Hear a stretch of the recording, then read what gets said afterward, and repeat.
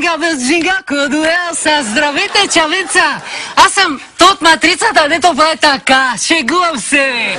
Аз съм Чичо Коледа. Фактически, румския дядо Коледа. Значи, всяка година, аз заедно с Снежанка, обикаляме, това е Снежанка. Гледай каква е. Нагоре естествено Руса, надолу продължава Лекова в кафяво и завършва на естествено Чернобеге. Освен това, много глупаво същество. Значи всяка година с Снежанка заедно обикаляме цялата земя, за да подаряваме подаръци, всичко каквото сме взимали от тук, от магазинче нещо, каквото сме докачили, го подаряваме на добрите хора. Часовник. Идеален часовник. 12 цифри, 24 камъка. Значи, той е механичен, а може да работи на батерия. Подарявам ти го само за 5 лева, а за 7 подарявам 2 часовника. Ако обичаш да млатиш жена си, млати я с този часовник. Той никога няма да се развали. Погледни, хваща сателита от тази страна, интернета от тази страна, а тук е телефона. Ало, понеже Коледа, понеже си ужасен късметлия, роден си по щастлива звезда.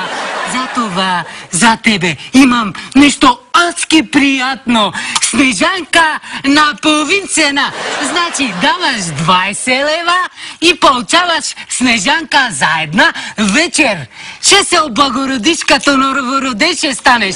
Но ако не си слушал, ще ти дадем Снежанка за 30 лева и за една седмица ще ти я дадем заедно с нейната майка. Няма да се оплакваш една година, няма да усетиш как от едната Коледа влизаш в другата Коледа автоматично и пак ми звъниш на мене. Ало, радио като слънце върви. Пускай спираш. Кефти новини да слушаш, кефти музика да си намериш.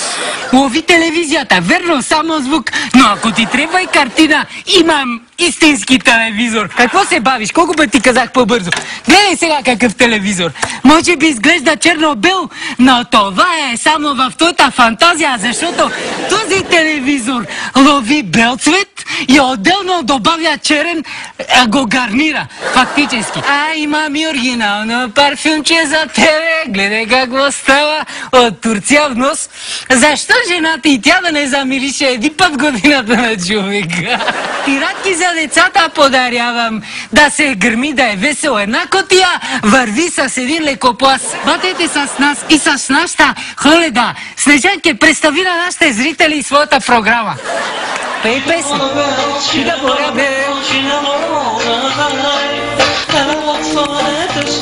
По-късно, да, по-късно. Така. Тука, отпред, там вътре. Красавица! Леле, къде те намерих?